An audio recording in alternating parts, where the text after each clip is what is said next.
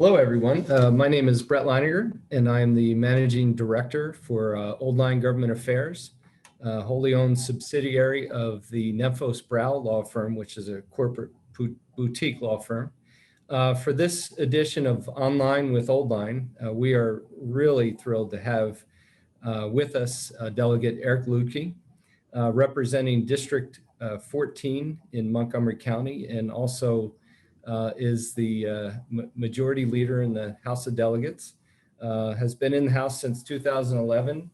Was a teacher in Montgomery County schools and is a professor at the University of Maryland. And we really appreciate you joining us, Eric. Of course, I'm happy to join you. Thanks for inviting me on. So first, to get things going, just tell us a little bit about yourself and your district, and just kind of give people a flavor of who you represent, and also yourself. Sure, yeah, I grew up here in Maryland in Prince George's and Montgomery County, so I'm a local boy made good, I guess. I went to College Park for my undergrad and returned there eventually to work. I teach now in the School of Public Policy there. I spent 11 years as a middle school teacher before and while I was elected. And that was one of my big reasons for running for office, was wanting to do better by the kids in our schools across the state. My district is an interesting one. It's in northeastern Montgomery County. And I like to say, people say Maryland is America in miniature. I like to say my district is Maryland in miniature. The southern part of my district is a working class, majority minority area around Burtonsville and the very northern edge of Silver Spring. And then the central part of my district is sort of classic exurbia. It's Olney and Brookville, wealthier, whiter area. And then the northernmost part of my district is around Damascus, which is rural. A lot of the area is part of the agricultural reserve, so I've got a lot of farms and a little bit of everything in my district, which makes it a lot of fun to represent. I bet that sounds really great. You mentioned kind of the inspiration for running to office, kind of your experience as a middle school teacher. Tell us a little bit more about that. I always find it fascinating, just ultimately what prompts people to run for political office. Yeah, I grew up, I went to high school in a relatively privileged area. I went to Wooten High School, which draws from, Potomac and the western side of sort of non-city, non-municipal Gaithersburg. But I ended up teaching in schools that were very different from the schools I had attended growing up. I taught in two schools that are schools that have significant rates of poverty, overwhelmingly majority minority, significant immigrant populations, and I saw a lot of need, right? Students who the only meals they would get were school breakfast and school lunch, and they didn't eat over the weekend. I had students who, were living in households with 2 or 3 families in it because of the cost of housing in the county, and students whose parents, couldn't make enough to get by. And so that's what really kind of drove me to run for office. Is I recognized pretty early on that I could be the best teacher in the world, and it wouldn't be enough for a lot of these kids. And so that still drives me, right? And it's not just a question of, education and making sure the schools are adequately funded and people have real opportunity. It's about making sure the economy is growing and growing in ways that serve working families. It's making sure that, people have access to healthcare. It's, all of these basic needs are being met. Yeah, well, that's really great. I had a similar experience in that I was on the board of directors for the Boys and Girls Club in Baltimore City for about 8 years, and really saw where the rubber meets the road, and how people are very, very less fortunate, and that's really awesome. That I can see why that would drive you. It definitely drove me to get active. Really appreciate that. So with that, what's been, would you say, and I know there are a lot of accomplishments, but what would you say has been your biggest, or a couple of your big accomplishments since being in the legislature? It's been 10 years, so I'll tell you, when that question gets asked of legislators, most often we talk about our own work, bills that we've introduced ourselves. And what that neglects is the reality that legislating is a team effort, right? And a lot of times the most influence you have will be on a bill that doesn't have your name on it and that frankly you're not going to get much credit for. And so, I have bills of my own that I'm very proud of passing, but the issues I tend to feel have had the most impact tend to be bills that weren't under my name. And I'll give you an example from, this session. I'm the majority leader. The speaker gives me the opportunity to work on a lot of issues. But early in this session, we were debating the Relief Act, which was introduced actually by the governor and was a major proposal around supporting working families and small businesses. And through my involvement in that bill, we got to do some really important things.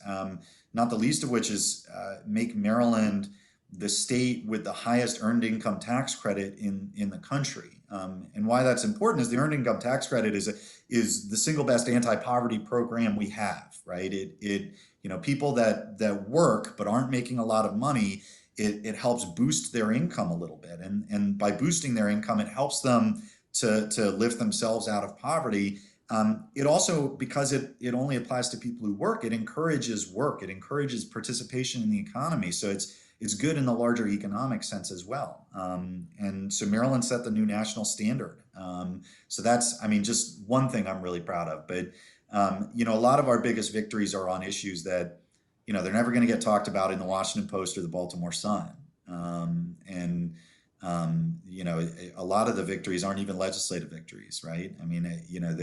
I'll tell you, I think you talked to a lot of legislators over the last year, and the things that have made them the most proud is the support they've been able to offer people who were struggling, right? Small business owners who needed help getting PPP loans, people who were unemployed who needed help getting unemployment insurance. That bread and butter constituent services work is some of the most rewarding work you do as a legislator. Yeah, that is another place where the rubber meets the road, and you guys can have significant impact, and it's pretty awesome, especially this past year. That was absolutely unprecedented for sure. Yeah, absolutely. So what do you hope to accomplish in the coming year, or in general, as far as being in the legislature? Look, I think this last session is by all accounts the most productive session, certainly of my career, and probably in decades. I've heard people say that we did more this session than any session since the Great Depression. And part of that was just the confluence of events, the need to respond to the pandemic and its impacts on both individuals and businesses.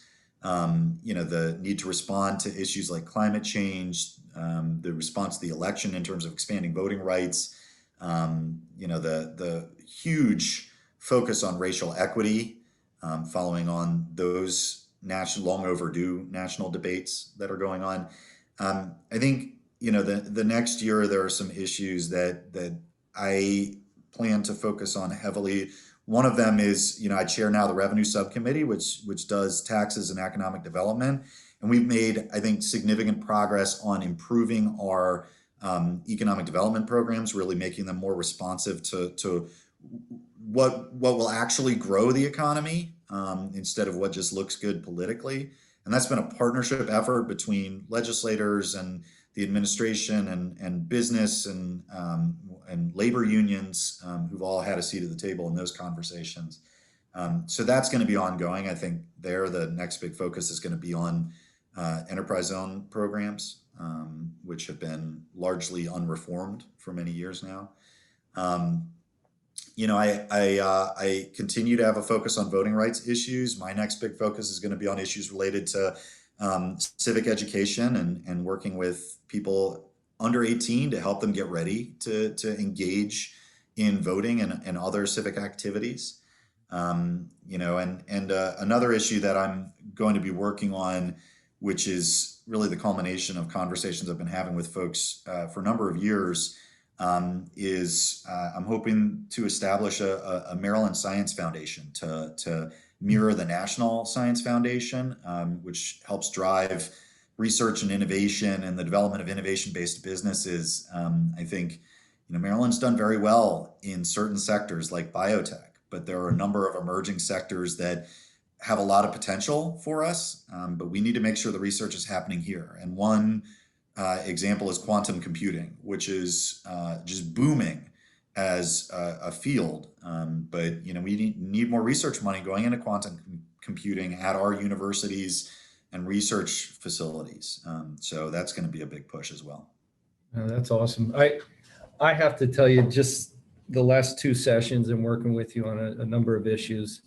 I mean, you just went through a wide array of issues, and you touch so many more in your capacity in the committee, but also as majority leader. The mental acuity and your ability to multitask is really stellar. I mean, I pride myself in being able to keep up with my client base, but yours, the bandwidth there it's pretty impressive. And I think you would have a career in going into auctioneering after you leave the legislature, because you can talk fast to get bills through. I've never seen anybody talk that quickly, and I understand every word that you're saying. You know what? I appreciate that, but it's really 11 years of teaching middle school. You want to learn how to multitask and talk clearly and quickly, teach middle school students. Absolutely. So to wrap things up, and maybe as a dovetail to what we're talking about, what's one unique thing or fun fact that you'd like to share with our audience about you that people don't know? That people don't know. I mean, I guess I put it all over social media a lot, but I'm an outdoorsman. I love nature. I love being outside. I love hiking. So I mean, people know that I've been trying to hit every single Maryland state park over the last couple of years, and we're almost there. We're getting close. But I also, I guess something people don't know about me. I'm a backyard birder. Yeah. Today, looking out the window at my house and watching a Cooper's hawk land and scare away the birds around my bird feeder, and I love that kind of stuff. I love watching animals. That's awesome. And you're kind of out there in the sticks a bit, aren't you? We're in Ashton. It's a small town, sort of in between or east of Olney, and yeah, we're out in the woods, and we love it out here. It's been a privilege to live in a place like this during the pandemic, certainly. Yeah, nice escape, especially during session. I'm sure get out of it all. Well, Eric, we really appreciate you taking the time to speak with us. Look forward to having more opportunities, obviously, to chat with you. And for our audience, for more conversations with legislators and more online with Old Line, please visit us at oldlinelobbying.com. And we look forward to chatting with you again, Eric. Thanks for having me. All right. Thanks so much.